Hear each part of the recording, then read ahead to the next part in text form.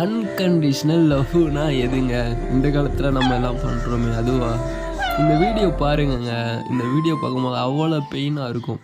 தன்னோட அம்மா இல்லை, தன்னோட அம்மாவாக நினச்சி ஒரு பசு கூட தான் ஒரு வீட்டில் இந்த டாகும் அந்த பசுவும் ரொம்ப நாளாகவே இருந்திருக்காங்க. அந்த வீட்டு ஓனர் என்ன பண்ணுறாங்கன்னா, பசுவை வந்துட்டு திடீர்னு சேல் பண்ணுறாங்க. சேல் பண்ணும்போது அந்த நாய் பார்க்குற ஏக்கம் எப்படி இருந்துச்சுன்னா, இவ்வளோ நாள் என் கூட தானே இருந்தேன், நான் ஒன்றை தானே அம்மாவாக நினச்சி இவ்வளோ நாள் இருந்தேன், திடீர்னு என்னை விட்டு எங்கே போகிற, இனிமேல் எனக்கு யார் இருக்கா அப்படின்ற ஒரு ஏக்கத்தோடையே கத்திக்கிட்டு இருக்கு.